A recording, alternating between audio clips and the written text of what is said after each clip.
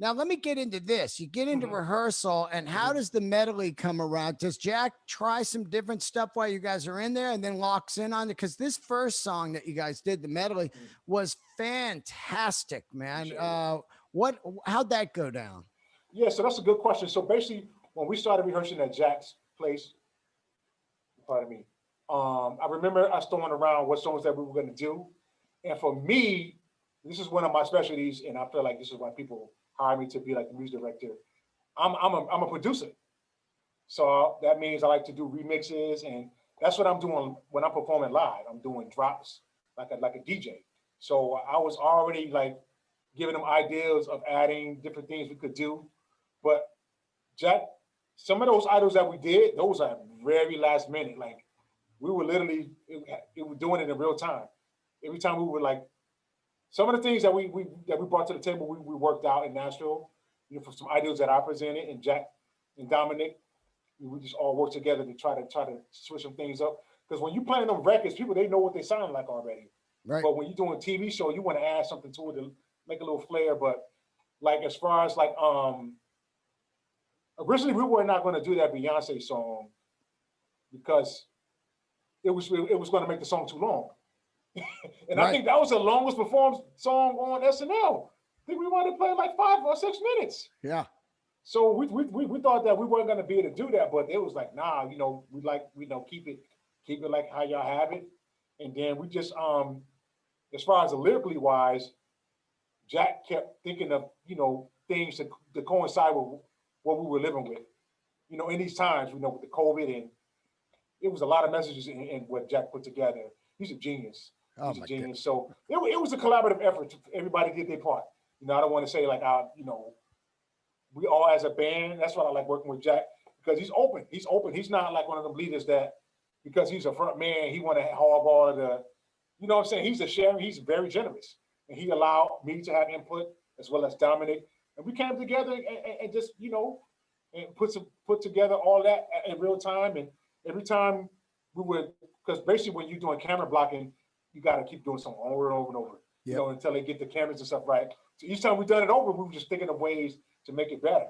And when show, there's something about when showtime for me, I turn into another person, but I'm always about the lights, camera, action. But it worked out. Everything it was just smooth, and yeah, that's pretty much the process.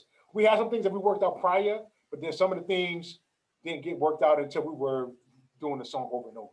As far as those arrangements, yep. How did your relationship with Jack White come about? Did you rehearse for his solo band, or were you living in Nashville at the time, or did you move there once you started working with Jack? How does all this happen? That's a good question. So I was introduced to Jack White through one of the artists that I play with, a rapper and producer from Detroit, Michigan, named Black Milk. You know what I'm saying? And as you know, Jack is from Detroit. We all up north. We all from the Midwest. But I was playing in Black Milk's touring band, and I'm trying to remember how Jack got a hold because basically Jack White he has a label called Third Man Records, Yep. and they had started doing these collaborations with artists. They were doing A and B side, right? And Jack is a huge hip hop head for people that don't know. Like we literally playing Wu Tang Clan, and before we go on stage, we playing all the hip hop classics. But yeah, so there's a track on Black Milk's album called Deadly Medley. If I'm not mistaken, this is the story that I heard. There was a rock and roll sample, and I think Jack heard it and got excited.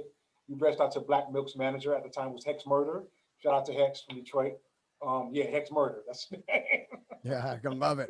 Love it. Yeah, That's a yeah, Detroit name. yeah. Hex Murder, yo. He's a staple in the community. But yeah, so Jack team reached out to Hex, and he inquired about Black Milk. And the crazy thing was, Jack offered Black Milk to use his national musicians. And Black Milk could have said, okay, but he didn't. So I'm thankful to Black Milk that he Wow. still allowed his touring band to have the opportunity with them. We go to Nashville, we go record at Jack's home studio. There was 2 tracks that was cut. And I played on the track called Brain.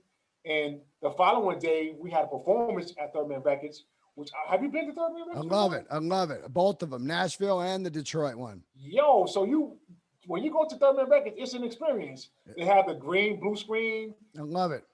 where you can perform, and and basically doing that performance, I made an impression on Jack. I never forget we was playing in the set. This song called "Losing Out," and I have this drum solo in. I knew Jack was a drummer, but I ain't really. I'm the type of person. Sometimes when I know people, I don't really, go all crazy on like the star. But my girlfriend at the time, she was like, "Yo, do you know who you about to work with?" Because I knew the Seven Nation record, but I still didn't put two and two together. But then after the end of that losing our drum solo, I just hear somebody go, "Yeah," and Black Roots DJ Bill Sharp, he was like, "Yeah, that was Jack. He was bugging out."